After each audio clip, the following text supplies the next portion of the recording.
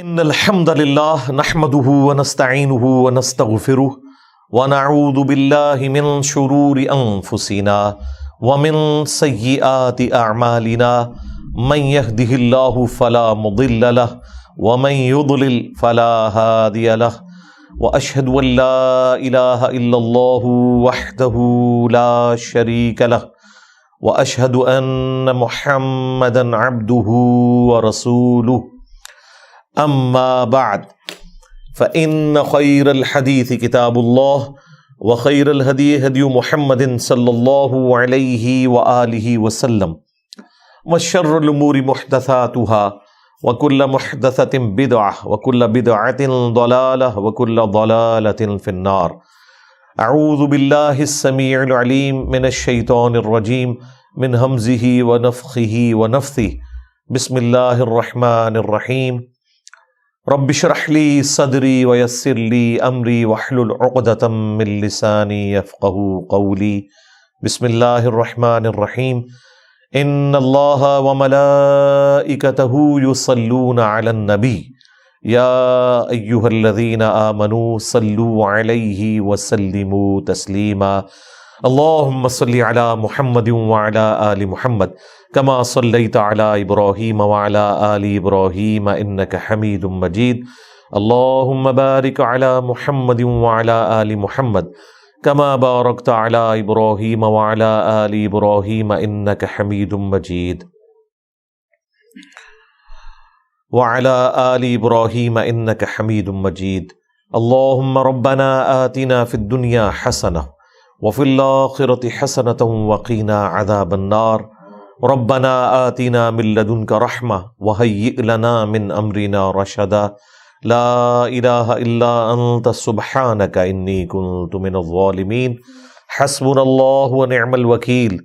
يا حي يا قيوم برحمتك أستغيث ولا حول ولا قوة إلا بالله العلي العظيم. آمین. الحمدللہ آج 17 دسمبر 2023 کو سنڈے کے دن ہماری یہ قرآن کلاس نمبر 170 نمبر کی اسٹوڈیو ریکارڈنگ ہونے جا رہی ہے. آج انشاءاللہ تعالی ہم سورہ ابراہیم کی آیت نمبر 22 سے سٹارٹ لیں گے. یہ بڑی مشہور آیت ہے. انسان کی شیطان کے ساتھ آخری ملاقات جو ہونے والی ہے اس کا ذکر اس کے اندر موجود ہے. اعوذ باللہ من الشیطان الرجیم. بسم اللہ الرحمن الرحیم. وقال الشیطان لما قضی الامر. اور کہے گا شیطان قیامت کے دن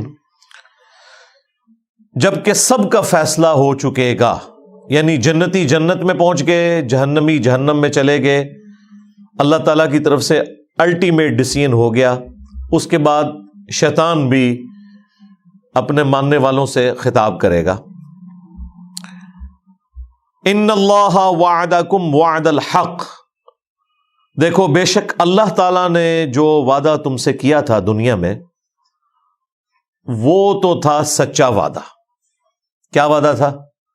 کہ جو میرے نبیوں کی پیروی کرے گا میں اسے ہمیشہ کی جنتوں میں داخل کروں گا، اور جو انبیاء کی نافرمانی کرے گا اس کا ٹھکانہ الٹیمیٹلی جہنم کی آگ ہونے والی ہے. وَلِعَوْذُ بِاللَّهِ تَعَالَى. اللہم اجرنا من النار. اللہم انا نسألک جنت الفردوس مع النبیین والصدیقین والشہداء والصالحین. آمین.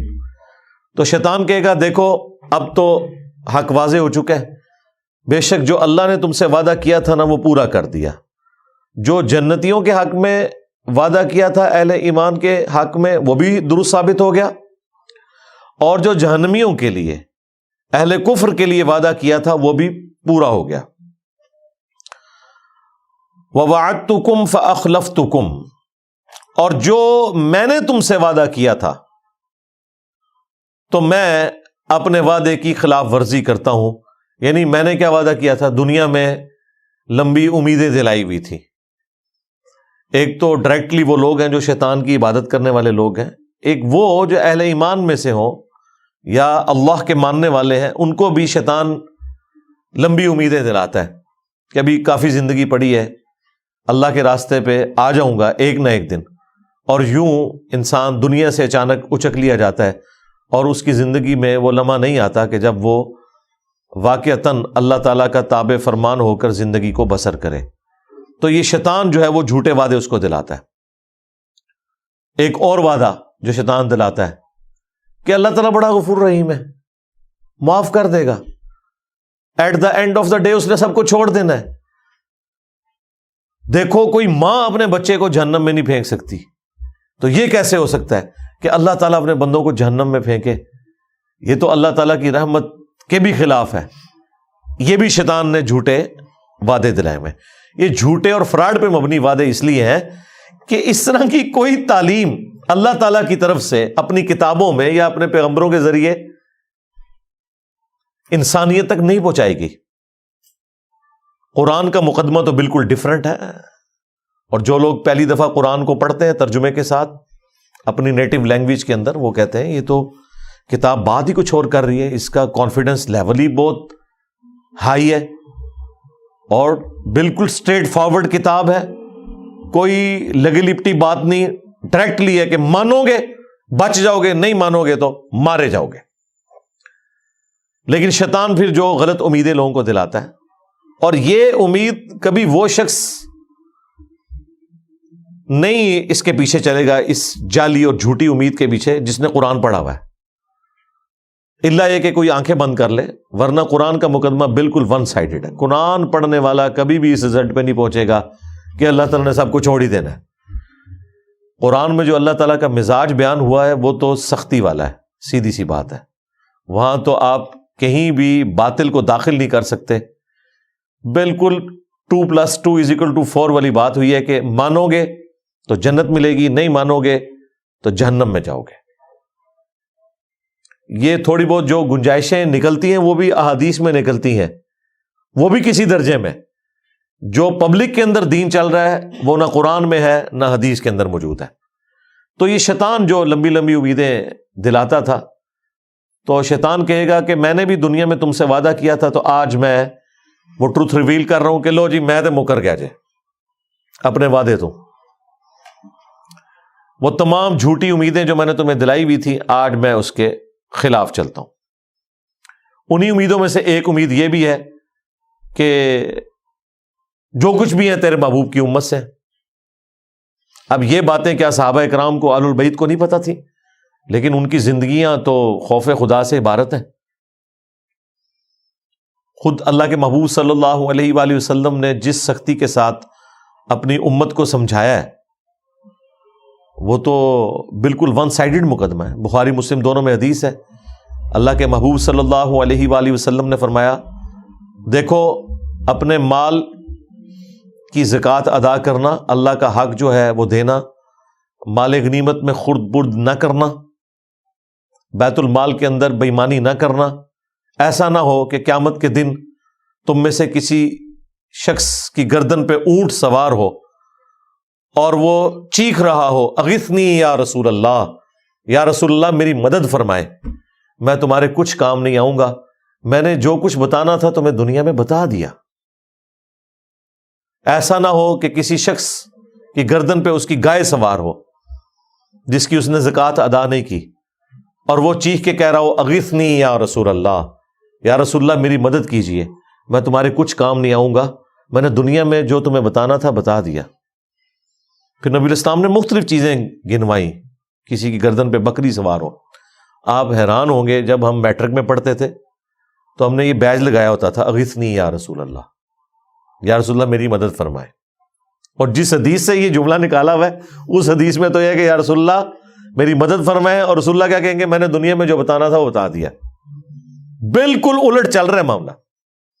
پھر بخاری مسلم میں وہ مشہور زمانہ حدیث، جب اللہ تعالیٰ نے قرآن میں سورہ شعراء میں فرمایا نا کہ اپنے قریبی رشتہ داروں کو ڈر سناؤ، تو نبی اسلام نے ایک ایک رشتہ دار کو بلایا، اے نبی کے چچا عباس، میرے مال سے جو لینا ہے لے لے، اگر اللہ کے حضور پکڑا گیا تو میں تیرے کچھ کام نہیں آؤں گا.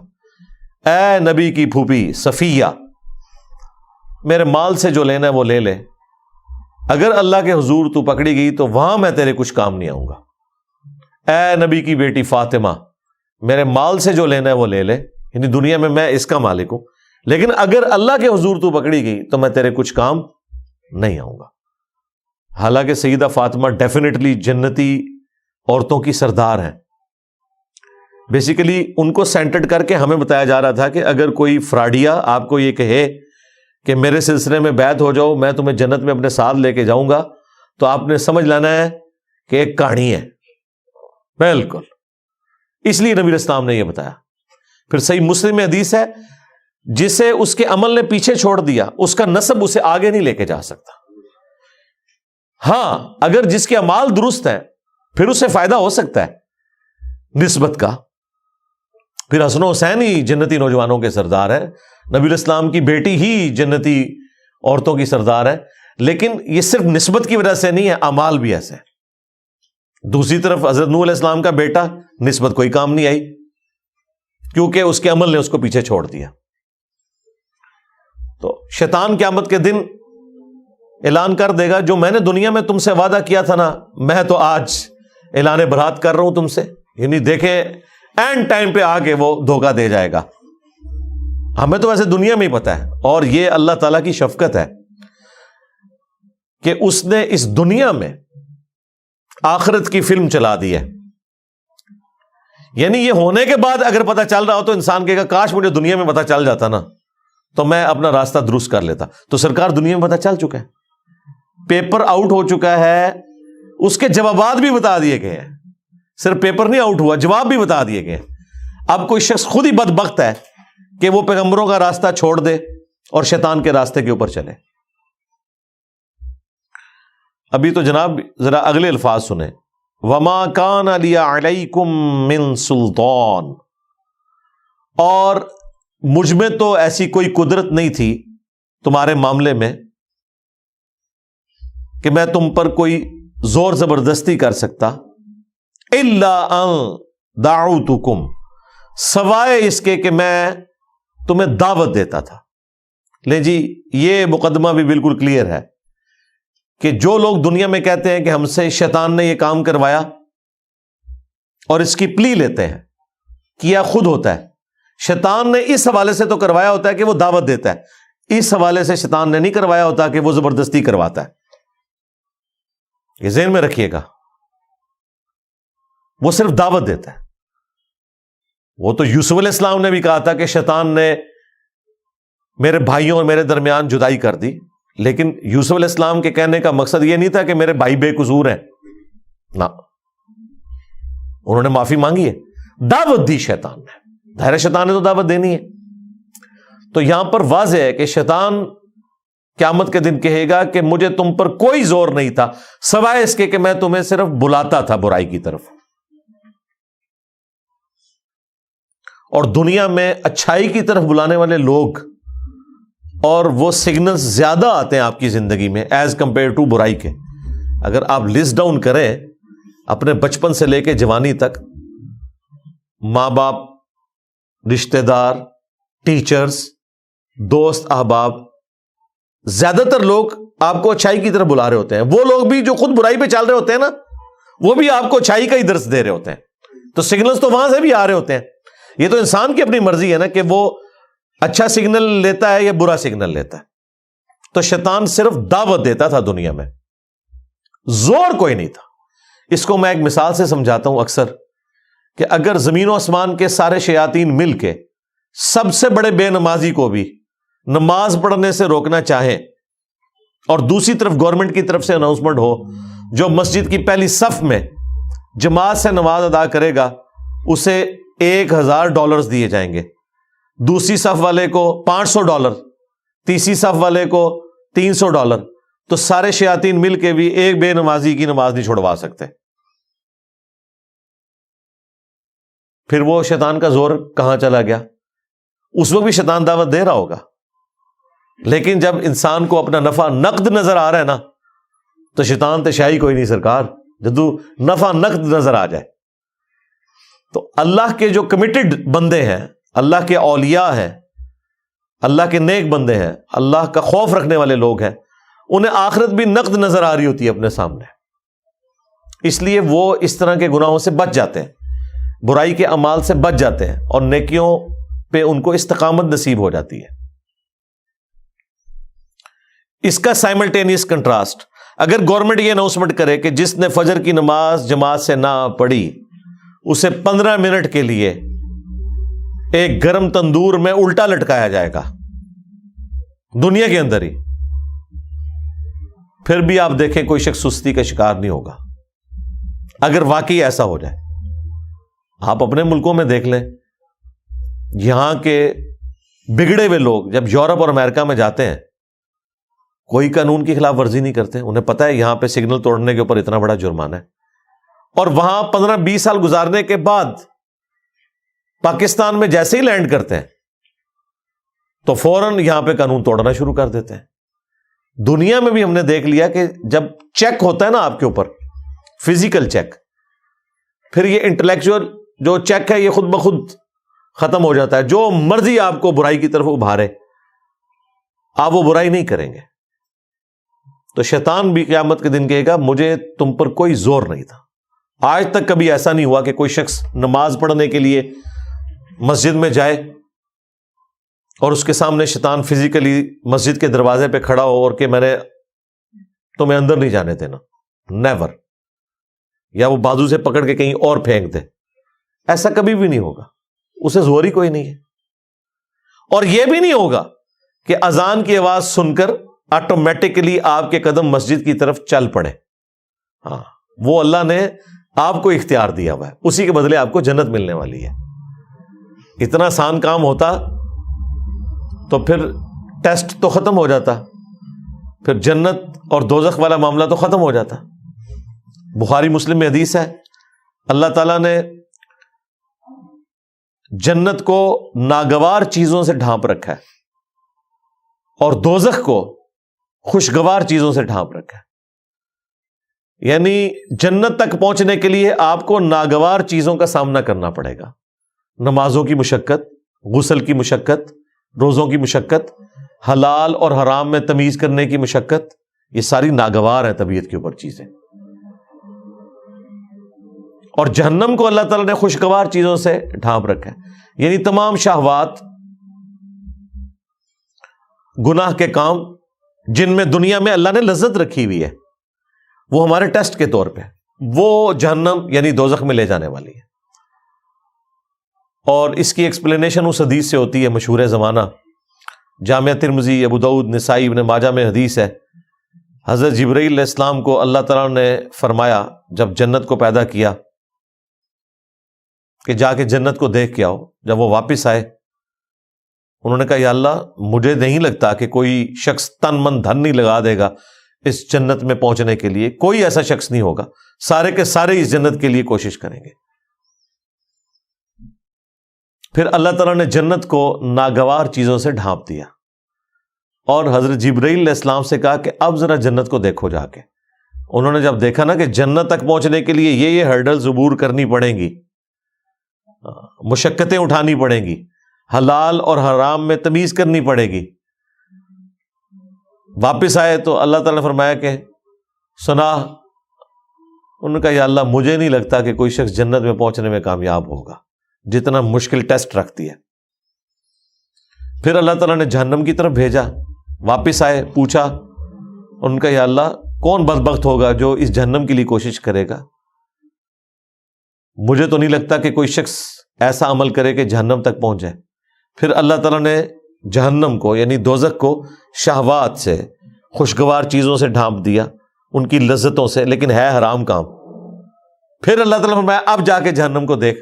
جب دیکھا انہوں نے کہا کہ مجھے نہیں لگتا کہ کوئی شخص بچ سکے گا، کسی نہ کسی طریقے سے پہنچ جائے گا اس جہنم کے اندر۔ تو یہ بڑا سینسٹیو مسئلہ ہے۔ شیطان قیامت کے دن کہے گا کہ میرا کوئی زور نہیں سوائے اس کے کہ میں نے تمہیں دعوت دی تھی، فاستجبتم لی، پس تم نے میری دعوت قبول کر لی۔ یعنی دعوت مؤذن بھی دے رہا تھا اذان کے ذریعے مسجد میں، اور دل سے بھی سگنل آ رہے تھے۔ انسان کی اپنی انسٹنکٹ کے اندر موجود ہے، جھوٹ بولنا برا ہے، سچ بولنا اچھا ہے، یہ ہر انسان کو پتا ہے۔ کسی کو دھوکہ دینا برا ہے، کسی کے ساتھ خیر خواہی کرنا اچھا ہے۔ تو ہماری انسٹنکٹ کے اندر اللہ تعالیٰ نے اچھائی اور برائی کی تمیز رکھ دی ہے. فَأَلْهَمَهَا فُجُورَهَا وَتَقْوَاهَا. یہ جو قرآن کی تعلیمات ہیں، انبیاء اکرام کی جو وحی ہے، یہ تو نور علی نور ہے. آلریڈی ہماری انسٹنکٹ کے اندر نور موجود ہے اچھائی اور برائی میں تمیز کرنے کا. انبیاء کی دعوت کے بغیر بھی موجود ہے، لیکن یہ انبیاء کی دعوت کے ذریعے اللہ تعالیٰ نے حجت تمام کی ہے کہ کوئی شخص قیامت کے دن، سورہ النساء میں آتا ہے نا کہ ہم نے رسولوں کو، انبیاء کو اس لیے بھیجا کہ اللہ کے خلاف کوئی حجت نہ قائم کر سکے. رسولوں کے آنے کے بعد کوئی بالکل ہی گیا گزرا آدمی تھا، ہٹ دھرمی پہ اڑا ہوا تھا، اس کے لیے بھی حجت تمام ہو جائے کہ مجھے بتا دیا گیا تھا دنیا میں، تو میں نے تو صرف تمہیں دعوت دی تھی اور تم نے وہ میری دعوت قبول کر لی. فلا تلومونی، تو آج کے دن مجھے ملامت مت کرو، مجھے برا نہ کہو. ہاں، شیطان کہہ رہے ہیں میرے خلاف بھی کلپ نہیں ریکارڈ کرانا. کلپ ریکارڈ کروانا ہے تو وَلُومُوا أَنفُسَكُمْ، اپنے آپ کو ملامت کرو. وہ پنجابی میں محاورتاً بولا جاتا ہے نا، منو نہ پیٹ، اپنی جان نو پیٹ. آج مجھے ملامت نہ کرو، اپنی جان کو ملامت کرو. ما انا بمصرخکم، میں آج کے دن تمہاری کوئی فریاد نہیں سن سکتا، کوئی مشکل کشائی تمہارے ساتھ نہیں کر سکتا. وما انتم بمصرخی، اور نہ تم کوئی میری مدد کر سکتے ہو. دیکھ لیں، بالکل اس نے سب کچھ چھوڑ دیا. اگر کوئی امید بھی تھی کسی شیطان کے اوپر تو وہ بھی ختم ہو گئی. یہ شیطان وہ بڑا شیطان بھی ہوگا اور اس کے جتنے چیلے ہیں وہ بھی شیاطین. ان بزرگوں کے بارے میں بھی آیا ہوا ہے سورۃ الاعراف کے اندر کہ جب کبھی بھی کوئی امت جہنم میں داخل کی جائے گی تو وہ اپنے بزرگوں کے اوپر لعنت بھیجے گی اور کہے گی اے اللہ ہمارے بزرگوں کو ڈبل عذاب دے کہ ان کی وجہ سے ہم گمراہ ہوئے. اللہ تعالیٰ فرمائے گا تم دونوں کے لیے ڈبل عذاب ہے. اور جب وہ جہنم میں پہنچیں گے تو ان کے پھر بزرگ کہیں گے ہاں بھائی کوئی فائدہ تو نہیں ہوا، دیکھو تمہارے لیے بھی ڈبل عذاب ہے. سورۃ العذاب میں بھی آیا اینڈ پہ جا کے، کیونکہ ہر آنے والا اپنے بعد آنے والے کے لیے تو بزرگ ہی ہے نا، اس کے لیے وہ غلط لیگیسی چھوڑ کے جا رہا ہے نا. انی کفرت بما اشرکتمونی، بے شک میں کفر کرتا ہوں، اس معاملے میں انکار کرتا ہوں جو تم میرے ساتھ شریک ٹھہرایا کرتے تھے من قبل، آج سے پہلے. یعنی میں اس کا بھی انکار کرتا ہوں. تم نے اپنا بیڑا غرق خود کیا. اگر تم نے مجھے شریک ٹھہرایا اللہ کے مقابلے پہ، اپنی نفسانی خواہشات کو شریک ٹھہرایا، تو میں اس سے بھی انکاری ہوں. میرا کوئی لینا دینا نہیں، میں نے تو صرف دعوت دی تھی. برائی پہ تم خود چلے. اگر تم نے اللہ کے مقابلے پہ مجھے کھڑا کیا تو مجرم تم ہو. میں اعلان برات کرتا ہوں. ان الظالمین لہم عذاب علیم، بے شک جو ظالم ہے ان کے لیے دردناک عذاب ہے. اللہم اجرنا من النار. دیکھ لیں جی، جن پہ تکیہ تھا وہی پتے ہوا دینے لگے. شیطان کے اوپر تکیہ کر کے بیٹھے ہوئے تھے، شیطان کے ایجنٹوں کے اوپر تکیہ کر کے بیٹھے ہوئے تھے، جن بزرگوں کے اوپر تکیہ کر کے بیٹھے ہوئے تھے وہ تو خود جہنم میں پہنچ گئے. تو ادھر جا کے تو اللہ ہی کی بادشاہت ہے. دنیا میں بھی اللہ کی بادشاہت ہے، لیکن دنیا میں اللہ تعالیٰ نے کھلی چھٹی دی ہوئی ہے. آخرت میں اللہ تعالیٰ نے چھٹی نہیں رکھی، پھر وہ تو ہار اور جیت کے فیصلے کا دن ہے، یوم التغابن ہے. یہ جو سورہ ابراہیم کی آیت نمبر 22، یہ آلموسٹ میں نے آدھا گھنٹہ اس کے اوپر گفتگو کی ہے، صرف اس لیے کہ یہ قرآن حکیم میں اہم ترین مقام ہے. شیطان کے حوالے سے جو مارکیٹ کے اندر عقائد اور نظریات پھیلے ہوئے ہیں نا، ایک آیت ان تمام عقائد اور نظریات کو غلط ثابت کر دیتی ہے. اکثر لوگ اپنے گناہوں کا، اپنے جرائم کا وبال شیطان کے اوپر ڈالتے ہیں. یہاں اللہ تعالیٰ نے الٹیمیٹلی شیطان نے جو ٹروتھ ریویل کرنا ہے قیامت کے دن وہ دنیا میں بتا دیا ہے. اس کے باوجود اگر کوئی شخص اپنی برائی کو شیطان کے اوپر ڈالتا ہے تو وہ اپنے آپ کو دھوکہ دے رہا ہے. اس اعتبار سے تو ڈالا جا سکتا ہے کہ وہ برائی کی طرف بلانے والا ہے، وہ تو شیطان بھی ہے، ہمارا نفس بھی ہے، لیکن وہ اللہ تعالیٰ نے بیلنس کیا ہے. صحیح مسلم میں حدیث ہے کہ ہر شخص کے ساتھ اللہ تعالیٰ نے ایک فرشتہ اور ایک شیطان جن اٹیچ کیا ہوا ہے. فرشتہ اسے اچھائی کی طرف بلاتا ہے اور شیطان یعنی جن وہ برائی کی طرف بلاتا ہے. تو اللہ نے بیلنس کیا ہوا ہے. دعوت دونوں طرف سے آ رہی ہے. آپ کوئی اچھائی کا کام کریں, اندر سے آپ کو تھپکی ملتی ہے کہ بڑا اچھا کام کیا, اگرچہ آپ کو اس کے لیے مشقت بھی اٹھانی پڑے, لیکن دل سکون پکڑتا ہے کہ یار نہیں یہی کرنا چاہیے تھا, خیر ہے اللہ تعالیٰ اجر دینے والا ہے. یہ فرشتے کے ذریعے تھپکی ملتی ہے. اور اگر برائی کا کام ہو جائے تو دل جو ملامت کرتا ہے کہ غلط کام کیا, ایسا نہیں کرنا چاہیے تھا, تو فرشتہ اللہ نے ساتھ اٹیچ کیا ہوا ہے. اسی صحیح مسلم کی حدیث میں جب ایک صحابی نے جرأت کر کے پوچھا یا رسول اللہ آپ کے ساتھ بھی شیطان اٹیچ ہے؟ آپ نے فرمایا ہاں میرے ساتھ بھی شیطان اٹیچ تھا, لیکن اللہ نے اس سے میرا مطیع کر دیا, وہ مجھے اب نیکی کی طرف ہی بلاتا ہے. یعنی نبی علیہ السلام کے ساتھ جو شیطان اٹیچ تھا وہ مسلمان ہو گیا. اور یہ اللہ تعالیٰ کا ایک خاص کرم, چونکہ انبیاء اکرام اللہ تعالیٰ کے مخلص بندے ہیں, چنے ہوئے بندے, ان کو اللہ تعالیٰ بچا لیتا ہے. ایک لفظ ہے مخلص. مخلص کہتے ہیں اخلاص, کمٹمنٹ شو کرنے والا. مخلص جسے اللہ اپنے لیے خالص کر لے, وہ صرف انبیاء کرام ہوتے ہیں علیہم السلام. لہذا قصہ آدم اور ابلیس میں جہاں کہیں شیطان کا یہ جملہ آتا ہے نا کہ میں تیرے بندوں کو گمراہ کر دوں گا سوائے ان کے کہ جو تیرے مخلص بندے ہوں گے, وہاں مخلص بندوں سے مراد صرف انبیاء ہے. انبیاء کے بعد کوئی بھی مخلص نہیں ہے, سب کے سب مخلص ہیں. انہوں نے اپنی محنت سے ہی بچنا ہے. لیکن انبیاء کے کیس میں اللہ تعالیٰ کی رحمت, اس کی اسپیشل پروٹیکشن, وہ انہیں برائی سے بچا لیتی ہے. اس طرح کی پروٹیکشن عام بندوں کے کیس میں بھی کبھی کبھار اللہ تعالیٰ چاہے تو فرما سکتا ہے, لیکن اللہ کا کوئی وعدہ نہیں ہے کہ ضرور ایسا کرے گا. وہ خود ہی اس نے بچنا ہے تو بچنا ہے, اور اسی میں اس کے لیے انعام ہے. حضرت یوسف علیہ السلام کے بارے میں قرآن میں آیا نا کہ اس عورت نے یوسف کا قصد کیا,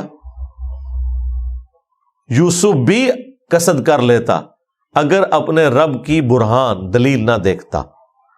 یعنی اللہ تعالیٰ نے کلیئر کر دیا کہ یوسف علیہ السلام کو ہم نے بچایا, اور پھر اس کے ساتھ آیا کہ بے شک ہمارے وہ مخلص بندوں میں سے تھے, ہم نے ان کو اپنے لیے خالص کر لیا تھا. اللہ نے انبیاء کو اپنے لیے خالص کر لیا.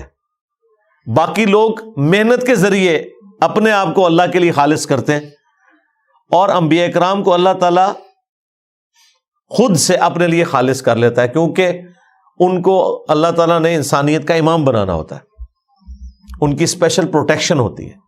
تکلیف سے وہ بھی گزرتے ہیں, آزمائش سے وہ بھی گزرتے ہیں, اور جو گناہ کی لذت ہے وہ والا معاملہ انبیاء کے ساتھ بھی اٹیچ ہوتا ہے کہ ان کے لیے بھی گناہ میں لذت موجود ہوتی ہے, لیکن اللہ تعالیٰ ان پہ خاص کرم فرماتا ہے. اللہ کے خوف اور تقوی کا ایسا ان پہ غلبہ ہوتا ہے کہ گناہ کی لذت پھر پیچھے رہ جاتی ہے. لیکن یہ نہیں ہے کہ لذت ان کے لیے نہیں ہے, ورنہ تو ان کا ٹیسٹ ختم ہو جائے, ان کی تو پھر باقی لوگوں پہ فضیلت بھی ختم ہو جائے. لذت ہونے کے باوجود وہ خوف خدا کی وجہ سے, اللہ کے اسپیشل کرم کی وجہ سے بچ جاتے ہیں. اس کو آپ دنیا میں ایک مثال سے سمجھیں. آپ کو کئی دن کا فاقہ ہو اور آپ کے سامنے آپ کی مرضی کا کھانا رکھ دیا جائے, بریانی یا چکن پلاؤ یا چکن قورمہ, جیسے ہی آپ روٹی کو ہاتھ لگائیں اور کوئی کلین شیف بندہ آ کے آپ کے کان میں کہہ دے کہ یہ جو علماء نے آپ کی دعوت کی ہے نا, اس کھانے میں زہر ملایا ہوا ہے, آپ کو نہ علماء کی داڑھی نظر آئے گی نہ پگڑی, بھلے جھوٹی خبر بھی ہو, آپ یہ بھی نہیں کہیں گے نہیں اتنے بڑے بڑے بزرگ کیسے جھوٹ بول سکتے ہیں, میں کھا کے چیک کروں گا. کھا کے چیک کرنا ہے, کھا کے تو آگے پہنچ جانا ہے. تو تو اگر کوئی شخص آپ کے کان میں آ کے یہ بات کر دے تو نہ صرف آپ اس کھانے سے رک جائیں گے بلکہ وقتی طور پہ آپ کی بھوک بھی مار جائے گی. اور یار اتنے بھوکے لوگ اتنے شوق سے کھانا لے کے بیٹھتے ہیں, بیوی کو ایسی بات کر دیتی ہے بندہ ادھر لقمہ پھینک دیتا ہے, اے بھیا جی کھانا ڈھونڈ میں کہ کھانا ہے کہ یہ دنیا میں ہوتا ہے. اور زہر ہو اگر تو کوئی سوچ بھی نہیں سکتا. بالکل یہی معاملہ ایسا ہوتا ہے کہ انبیاء کرام علیہ السلام کو اس گناہ میں چھپا ہوا زہر نظر آ جاتا ہے. انہیں وہ بریانی کی خوشبو, قورمے کی خوشبو اٹریکٹ ہی نہیں کرتی, کیونکہ جب آپ کا دھیان کسی چیز کی برائی کی طرف چلا جائے نا, آپ کو کہ جی چھوڑے جی زہر کو, خوشبو دیکھیں بریانی کی کیسی ہے, آپ کہیں گے جی لعنت ہے اس خوشبو کے اوپر کہ جس کے اندر میری موت چھپی ہوئی ہے. خوشبو بھی اس کی جو ہے نا اٹریکٹ کرنا آپ کو بند کر دے گی. ایک اور مثال, موٹر وے پہ آپ کبھی سفر کریں, جو بندے پہلی دفعہ موٹر وے پہ جاتے ہیں نا, تو ظاہر ہے جو دونوں طرف کی گرینری ہے, خوبصورتی ہے, اور بالکل ایک دنیا سے الگ آپ جا رہے ہوتے ہیں ٹریولنگ کرتے ہوئے, انجوائے کرتے ہیں. لیکن اگر آپ پبلک ٹرانسپورٹ میں سفر کر رہے ہیں اور آپ کو سخت پیشاب آیا ہوا ہے اور ڈرائیور کہتا ہے جی کہ اگلا سٹاپ تو آئے گا 50 کلومیٹر بعد, اس سے پہلے تو میں نے گاڑی کوئی نہیں روکنی, اور اس بس کے اندر کوئی انتظام بھی ٹوائلٹ کا موجود نہیں ہے, اس سخت تکلیف کے اندر اگر آپ کو کہ او دیکھ کتنا سونا درخت ہے یار, آپ کو کیا اس درخت کی خوبصورتی اٹریکٹ کرے گی؟ نہیں. آپ کی ٹوٹل توجہ اس وقت یہ ہوگی کہ کسی طریقے سے میری عزت بچ جائے اور میں اس تکلیف سے نکل جاؤں. یہ نہیں ہے کہ اس چیز کی خوبصورتی ختم ہو گئی ہے, وہ اپنی جگہ موجود ہے, لیکن آپ کسی اسٹیٹ آف مائنڈ ڈفرنٹ میں چلے گئے. جن لوگوں کو اللہ کا خوف ہوتا ہے, اسپیشلی انبیاء کرام علیہ السلام, وہ گناہوں سے بچتے اس لیے ہیں کہ اللہ تبارک و تعالی ان کے اوپر ان چیزوں کی حقیقت کھول دیتا ہے. صحیح بخاری میں حدیث ہے, ایک یہودیہ نے نبی علیہ السلام کی دعوت کی اور اس کے اندر زہر ملا دیا. چھوٹا گوشت تھا, بکری کا گوشت, اور آپ بڑے شوق سے تناول فرماتے تھے. آپ نے جیسی بوٹی اپنی زبان پہ رکھی, اس بوٹی میں سے آواز آئی کہ مجھ میں زہر ہے, تو نبی علیہ السلام نے وہ تھوک دی. لیکن اس سے پہلے کچھ صحابہ کھا چکے تھے, وہ شہید ہو گئے. ابو داؤد میں آتا ہے کہ ساتھ سے پھر اس عورت کو بھی قتل کروایا گیا. البتہ نبی علیہ السلام کی زبان پہ رکھنے کی وجہ سے اس زہر کا اثر آپ کے اندر چلا گیا, اور پھر 4 سال کے بعد جب نبی علیہ السلام کی وفات کا وقت قریب آیا تو اللہ تعالیٰ نے اس زہر کو واپس کیا, اور آپ کی ڈیتھ اس زہر کے اثر کی وجہ سے ہوئی. بخاری میں آتا ہے عائشہ جو خیبر کے موقع پہ مجھے زہر دیا گیا, وہ مسلسل میری رگیں کاٹ رہا ہے. تو یہ ایک معجزانہ معاملہ ہے. جب نبی علیہ السلام کو اللہ تعالیٰ نے وہ دکھا دیا, پھر ظاہر ہے آپ تو وہ اپنا پسندیدہ گوشت بھی اندر نہیں کریں گے, آپ نے تو تھوک دیا. تو شیطان جتنا مرضی مزین کر کے پیغمبروں کے سامنے, اللہ کے نیک بندوں کے سامنے برائی کو پیش کرے, بہرحال جب ان کی توجہ اس عذاب کی طرف جاتی ہے, اس تکلیف کی طرف جاتی ہے جو اس چھوٹی سی لذت کے اگینسٹ ہونے والی ہے, تو ان کے لیے پھر اس لذت کو چھوڑنا آسان ہو جاتا ہے, کیونکہ اس لذت کے اندر چھپی ہوئی سزا کی کڑواہٹ, اس کی تکلیف ان کے اوپر ایسا غلبہ کرتی ہے کہ وہ بچ جاتے ہیں. اس وجہ سے وہ مخلص بندے ہوتے ہیں. نان انبیاء کیا کریں گے؟ عددن انبیاء, وہ پھر دین کا علم اتنا حاصل کریں اور کانٹینیوسلی اللہ تعالی کے ساتھ کمیٹڈ رہے, تو وہ بھی کسی نہ کسی درجے میں اس مقام کو حاصل کر سکتے ہیں. اسی لیے ہم مانتے ہیں کہ انبیاء اکرام تو معصوم ہیں, مخلص ہیں, لیکن انبیاء اکرام کے اہل البیت, ان کے جانثار صحابہ حضور کی صحبت کی وجہ سے یا انبیاء کرام علیہ السلام کی صحبت کی وجہ سے بہرحال اس لیول پہ پہنچ جاتے ہیں کہ ان سے بھی گناہ پھر سرزد نہیں ہوتا. کیونکہ گناہ کی برائی اور اس کا عذاب ان پہ عیاں ہو چکا ہوتا ہے، اس کی وجہ سے کبھی بھی ان کا ہاتھ اس طرف بڑھتا نہیں ہے۔ جس کا ہاتھ ایک دفعہ گرم استری سے جل جائے نا، وہ دوبارہ ٹھنڈی استری کو بھی اس طریقے سے ہاتھ نہیں لگاتا، یوں کر کے صرف چیک کرتا ہے، بھلے اسے یقین ہو یہ ٹھنڈی بھی ہے، رسک کوئی نہیں لیتا نا۔ تو جن کے اوپر آخرت کی حقیقت کھل چکی ہوتی ہے، اللہ تعالیٰ کے عذاب کی حقیقت کھل چکی ہوتی ہے، وہ بچ جاتے ہیں پھر اس طرح کی چیزوں سے۔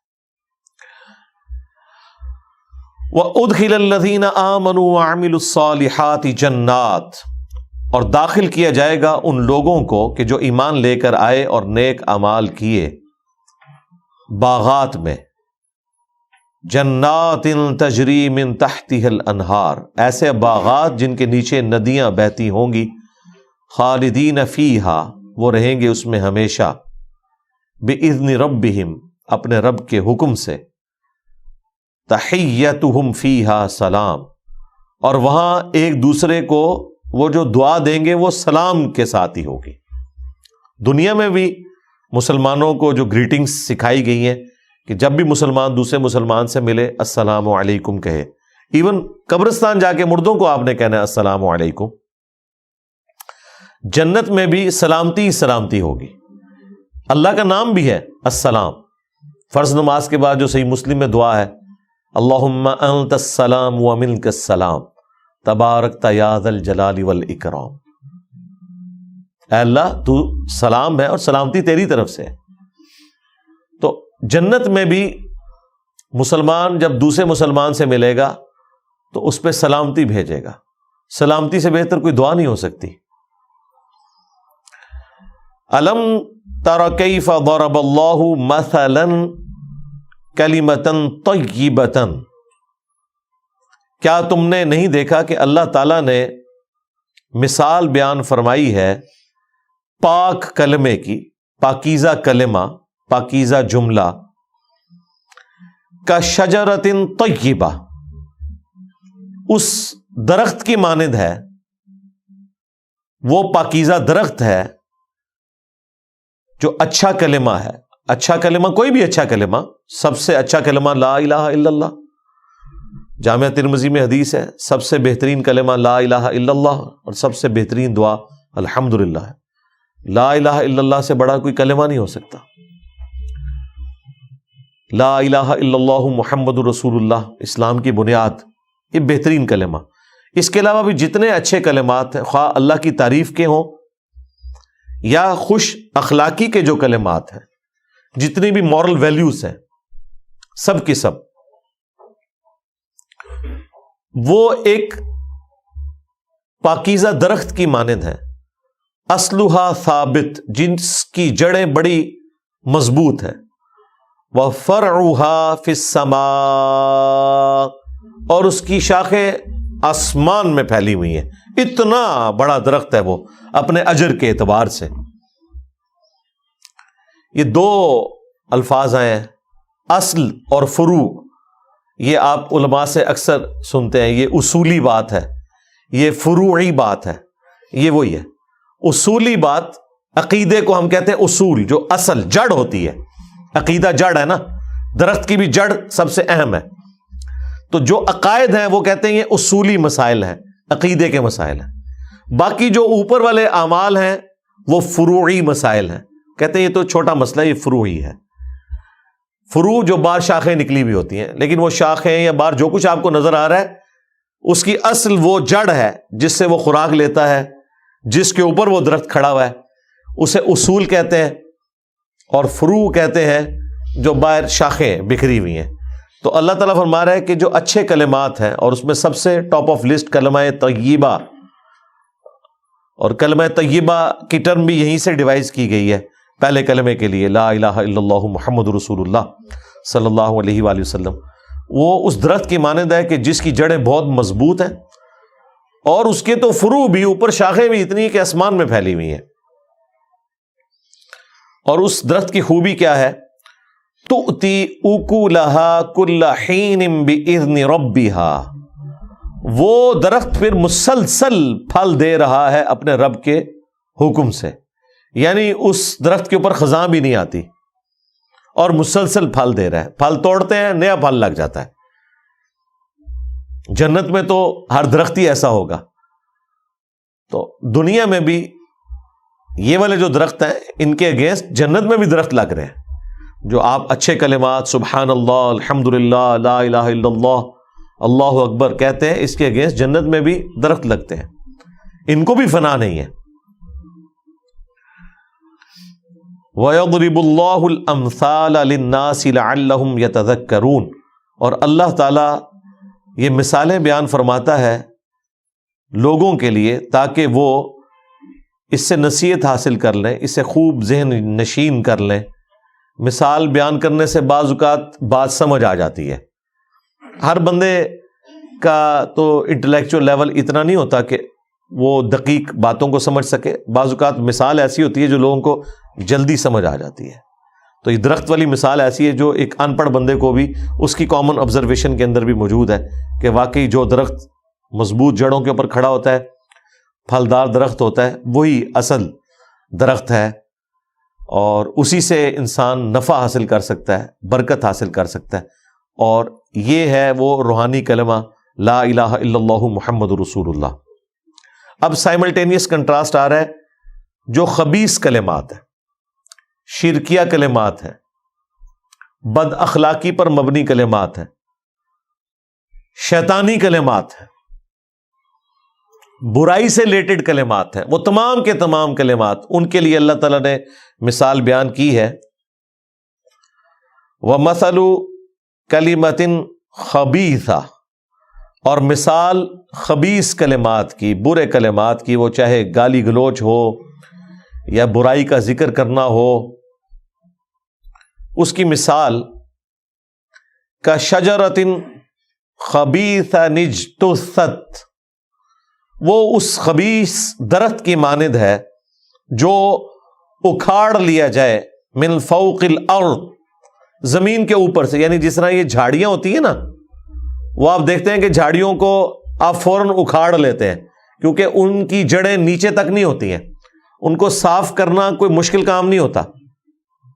اس کو آپ ویسے ہاتھ سے پکڑ کے بھی اکھاڑ لینا تو وہ اکھڑ جاتی ہے، لیکن درخت کو تو نہیں کوئی اکھاڑ سکتا. ما لہا من قرار، اور انہیں کوئی قرار بھی نہیں ہوتا. ظاہر ہے کہ اس طرح کی جھاڑیاں تو درختوں کے لیے نقصان دہ ہوتی ہیں. وہ جھاڑیاں تو ویسے ہی جلا کے راکھ کر دی جاتی ہیں، ان سے اس طرح کا کوئی نفع حاصل نہیں ہوتا کہ اس سے کوئی پھل نکل آئے. اب یہ جو اگلی آیت آ رہی ہے نا، آیت نمبر 27، یہ ایک کریٹیکل آیت ہے. اس کے کانٹیکسٹ میں حدیث بھی موجود ہے بخاری اور مسلم کے اندر، وہ میں بعد میں بیان کروں گا. یثبت اللہ الذین آمنوا بالقول الثابت، اللہ تعالی ثابت قدم رکھتا ہے اہل ایمان کو اس پختہ قول کے اندر. اب ظاہر ہے کہ یہاں قول سے مراد وہ ہے جو اوپر اللہ تعالیٰ نے اسے کلمہ طیبہ کہا ہے، پاکیزہ کلمات، لا الہ الا اللہ محمد رسول اللہ صلی اللہ علیہ وآلہ وسلم، یا کوئی بھی اچھا کلمہ اللہ کے ذکر کا، اللہ کی حمد کا، اس کی تسبیح کا. تو اللہ تعالیٰ فرما رہا ہے کہ اہل ایمان کو اللہ تعالیٰ ثابت قدم رکھتا ہے اس پختہ قول کے اندر، یعنی اللہ کے ایک ہونے کی گواہی، پیغمبروں کو ماننے کی گواہی، آخرت کے دن کی گواہی، کتابوں پہ ایمان لانے کی گواہی، فی الحیات دنیا، اس دنیا کی زندگی میں بھی، وفی الآخرہ، اور آخرت کی زندگی میں بھی. اللہم اجعلنا منہم ربنا آتنا فی الدنیا حسنہ وفی الآخرۃ حسنۃ وقنا عذاب النار. اللہم من احییتہ منا فاحیہ علی الاسلام ومن توفیتہ منا فتوفہ علی الایمان. آمین. یہ آیت مبارکہ کا حصہ اللہ کے محبوب صلی اللہ علیہ وآلہ وسلم نے تلاوت کیا اس موقع پر جس موقع پر آپ صلی اللہ علیہ وآلہ وسلم نے قبر میں ہونے والے امتحان کا ذکر کیا بخاری اور مسلم میں. آپ صلی اللہ علیہ وآلہ وسلم نے فرمایا کہ بے شک تمہیں قبروں میں آزمایا جائے گا اور تم سے میرے متعلق بھی سوال ہوگا، ما کنت تقول فی حق ھذا الرجل، اس مرد کے بارے میں تمہارا دنیا میں کیا عقیدہ تھا۔ اور پھر نبی الاسلام نے یہ آیت تلاوت کی، یثبت اللہ الذین آمنوا بالقول الثابت فی الحیات الدنیا وفی الآخرہ، اللہ تعالیٰ ثابت قدم رکھے گا اہل ایمان کو اس سچے قول کے اوپر، یعنی رسول اللہ کو پیغمبر ماننے کی گواہی کے اوپر، اللہ کی گواہی پر، اسلام کی گواہی پر، دنیا کی زندگی میں بھی اور آخرت میں بھی۔ اچھا، بخاری مسلم میں اس ایک سوال کا ذکر ہے، ترمذی اور ابو داؤد کے اندر 3 سوالوں کا ذکر ہے، اور ظاہر ہے کہ وہ ڈیٹیلڈ حدیث ہے۔ ترمذی میں الفاظ ہیں من ربو کا، ما دینو کا، اور من نبیو کا، تیرا رب کون ہے، تیرا دین کیا ہے، اور تیرا نبی کون ہے۔ اور ابو داؤد کے اندر من ربو کا، ما دینو کا، اور ما کنت تقول فی حق ھذا الرجل، اس مرد کے بارے میں تو دنیا میں کیا کہا کرتا تھا، الذی بعث فیکم، جس کو اللہ نے تم میں مبعوث کیا تھا۔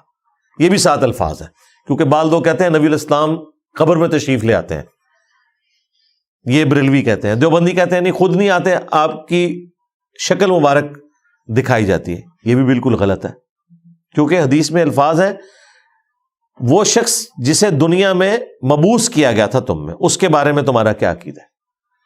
وہ کہتے ہیں جی ھذا کا مطلب ہے وہ سامنے موجود ہے، کہ ھذا جو ہے یہ حاضر کے صیغے کے لیے استعمال ہوتا ہے، یہ بات بھی غلط ہے۔ غائب کے صیغے کے لیے بھی ھذا استعمال ہوتا ہے جب اس کا قرینہ موجود ہو، جس طرح کہ عبداللہ ابن عمر نے جب یزید کی بیعت کی ایک حکمت کے تحت بعد میں، تو اس میں بخاری میں الفاظ ہیں ھذا الرجل، میں نے اس شخص کی بیعت کی ہے جو کہ شام میں بیٹھا ہوا ہے، اور عبداللہ ابن عمر جو ہے مدینہ شریف میں تھے، یعنی جس کا ذکر ہو رہا ہے کہ اس وقت جو ہمارا حکمران ہے۔ تو ھذا کا صیغہ غائب کے لیے بھی استعمال ہو سکتا ہے، اور اس کی دوسری دلیل یہ ہے کہ جب وہ مؤمن جواب دیتا ہے تو وہ یہ نہیں کہتا ھذا محمد رسول اللہ، وہ کہتا ہے ہوا محمد رسول اللہ، وہ غائب کے صیغے میں جواب دیتا ہے، کیونکہ اسے پتہ ہے وہ سامنے موجود نہیں، ورنہ تو کہے کہ یہ اللہ کے رسول ہیں، وہ کہتا ہے وہ اللہ کے رسول ہیں جن کے بارے میں تم پوچھ رہے ہو۔ مفتی احمد یار خان نعیمی صاحب نے جال حق میں لکھا ہے کہ یہ ھذا کا صیغہ بتا رہا ہے کہ نبی الاسلام قبر میں آتے ہیں، ورنہ تو ہونا چاہیے تھا کہ وہ مردہ فرشتوں سے کہتا کہ کس مرد کے بارے میں تم مجھ سے پوچھ رہے ہو۔ جب فرشتے کہتے ہیں اس مرد کے بارے میں تمہارا کیا عقیدہ ہے، تو بات میں تو وزن ہے واقعی، لیکن انہیں نہیں پتا کہ مسند احمد میں حدیث موجود ہے جس میں ایو رجل کے الفاظ بھی موجود ہیں، کس مرد کا ذکر کر رہے ہو؟ تو فرشتے کہتے ہیں الذی بعث فیکم، ہم اس مرد کے بارے میں تم سے پوچھ رہے ہیں جو تم میں مبعوث ہوا تھا۔ اور ابو داؤد میں ویسے ہی 7 الفاظ موجود ہیں کہ اس مرد کے بارے میں تمہارا کیا نظریہ ہے جو تم میں پیغمبر بنا کے بھیجا گیا، تو وہ شخص کہتا ہے وہ اللہ کے رسول محمد صلی اللہ علیہ وآلہ وسلم۔ اب یہ تفصیلی حدیث بخاری میں ہے اور ابو داؤد میں ہے، اس میں دونوں کیٹیگریز کے لوگوں کا ذکر آیا ہے۔ اہل ایمان کے لیے آیا ہے کہ وہ کہہ دیں گے کہ ہمارا رب اللہ ہے، ہمارا دین اسلام ہے، اور یہ اللہ کے رسول محمد ہے صلی اللہ علیہ وآلہ وسلم۔ عموماً انہی 3 سوالوں کا ذکر ہوتا ہے، اور منافق کہے گا ہائی ہاتا لا ادری لا ادری، ہائے افسوس مجھے کچھ پتا نہیں، مجھے کچھ پتا نہیں۔ اور وہ کہے گا کہ میں وہی کہتا تھا جو لوگ کہا کرتے تھے، سن سنا کے سنی، یعنی کہ ٹونی۔ 3 سوالوں کے بعد فرشتے اس سے 4تھا سوال بھی کریں گے، کنکلوڈ کریں گے۔ گفتگو اس طرح تو کنکلوڈ نہیں ہوتی، مومن سے چوتھا سوال یہ ہوگا کہ تجھے کیسے پتا چلا، ان 3 سوالات کے جوابات کیسے آئے؟ وہ کہے گا کہ میں نے اللہ کی کتاب پڑھی اور میں نے رسول اللہ کے نبی ہونے کی تصدیق کی، مجھے اللہ کی کتاب پڑھنے کی وجہ سے یہ پتا چلا، اس لیے میں نے اس کو آج سے آلموسٹ 10 سال پہلے ریویل کیا تھا کہ قبر کے 3 سوال نہیں ہیں، 4 سوال ہیں۔ 3 تو یہ ہے نا، کامیاب ہونے کے بعد چوتھا سوال بھی ہے کہ تجھے پتا کیسے چلا؟ تو وہ کہے گا میں نے اللہ کی کتاب پڑھی۔ اب جس نے اللہ کی کتاب نہیں پڑھی، ظاہر کتاب ترجمے سے ہی پڑھی ہوگی نا، عربی پڑھنے سے تو کوئی فرق نہیں پڑتا اس بندے کو جسے عربی نہیں آتی۔ اچھا، منافق جب کہے گا مجھے کچھ پتا نہیں، میں تو وہی کہتا تھا جو لوگ کہتے تھے، فرشتے اس سے کہیں گے چوتھے سوال کے طور پر کہ تو نے خود کیوں نہیں پڑھا یا کسی ایسے شخص سے کیوں نہیں علم حاصل کیا کہ جو لکھنا پڑھنا جانتا تھا؟ تیرے ساتھ یہ معاملہ نہ ہوتا، تو نے دنیا میں ایسے شخص سے کیوں نہیں رابطہ کیا اگر تو خود نہیں پڑھ سکتا تھا؟ وہ کہے گا میں تو وہی کہتا تھا جو لوگ کہتے تھے۔ تو یہ چوتھا سوال منافق کے کیس میں بھی ہوگا، گنہگار شخص کے کیس میں بھی ہوگا۔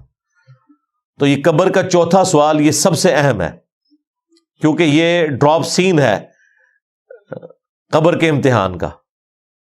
اس کے بعد ہی پتہ چلتا ہے کہ پہلے 3 سوالات میں کس نے کامیاب ہونا ہے۔ اگر کوئی خود نہیں پڑھے گا، ہدایت حاصل کرنے کی کوشش نہیں کرے گا، یا کسی ایسے شخص سے ہدایت نہیں حاصل کرنے کی کوشش کرے گا جو اسے واقعی قرآن و سنت بتائے، یعنی بزرگوں کی تعلیمات نہ بتائے، ورنہ تو یہاں پہ بھی مسئلہ کھڑا ہو جائے گا نا۔ یہ کہتے ہیں علماء سے پوچھیں، اور جب علماء سے پوچھیں ہم پوچھتے ہیں کس علماء سے، کہتے ہیں ہمارے فرقے کے۔ دوسرے علماء کا ذکر کہتے ہیں وہ تو ہے ہی گمراہ ہیں، انہیں کہ وہ بھی آپ کے بارے میں یہی سمجھتے ہیں، اور ہم بھی یہی سمجھتے ہیں کہ دونوں ٹھیک ہی کہہ رہے ہیں، وہ آپ کے بارے میں اور آپ ان کے بارے میں۔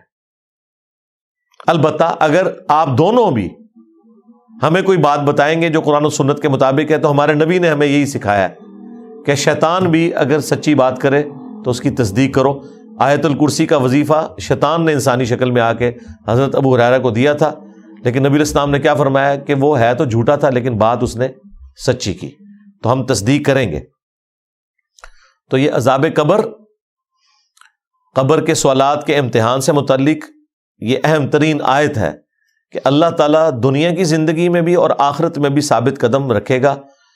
تو دنیا میں اللہ تعالیٰ اہل ایمان کو ایمان پہ ثابت قدم رکھے گا، اور آخرت کی زندگی میں قبر کے سوالات میں آسانی کرے گا۔ یہ آخرت کا تعلق اصل میں قبر کے ساتھ ہے، جو نبی علیہ السلام نے آیت پڑھی نا، ظاہر دنیا میں تو نہیں قبر کے سوال ہو رہے، تو قبر آخرت کی منازل میں سے پہلی منزل ہے، یہ ذہن میں رکھیے گا۔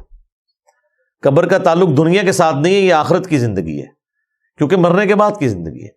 تو نبی علیہ السلام نے کہا کہ اہل ایمان کو اللہ تعالیٰ ثابت قدم رکھے گا کلمہ طیبہ کے اوپر، اور اس کی تفصیلات جو حدیث میں آئی، اللہ کے بارے میں، رسول کے بارے میں اور دین کے بارے میں سوال۔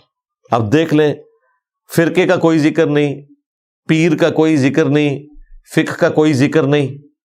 قبر میں جا کے فرقے بھی ختم ہو جانے ہیں، ورنہ تو پوچھا جاتا ہے کہ تیرا تعلق کس فرقے سے ہے، سنی ہے شیعہ؟ سنی ہے تو پھر کس فقہ کو فالو کرتا تھا؟ تو یہی انہوں نے بزرگوں کے بارے میں مشہور کیا ہوا ہے۔ اعلیٰ حضرت سے پوچھا گیا جی تقلید کیوں ضروری ہے؟ انہوں نے کہا تقلید اس لیے ضروری ہے کہ ایک مالکی فوت ہو گیا، تو جب وہ قبر میں گیا تو اسے قبر کے سوالات کے جوابات نہیں آ رہے تھے، تو امام مالک قبر میں تشریف لے گئے اور انہوں نے چپکے سے اس کے کان میں سوالات کے جوابات بتا دیے۔ بھئی کان میں آپ بتا بھی دیں، زبان تو اس کی چلنی ہے نا، جواب تو بڑے آسان ہے۔ آج بے نمازی سے بھی پوچھے وہ بھی کہہ دے گا جی ان 3 سوالوں کا یہ جواب ہے۔ اصل مسئلہ ہے کہ جواب تو پتہ سب کو ہوگا، زبان نہیں چل رہی ہوگی نا۔ تو دلیل انہوں نے دی، پھر تو مالکی ہونا چاہیے، حنفی تو نہیں ہونا چاہیے اگر دلیل یہی ہے۔ تو یہ سب کہانیاں ہیں۔ شیخ عبد القادر جیلانی کا ایک دھوبی تھا جی،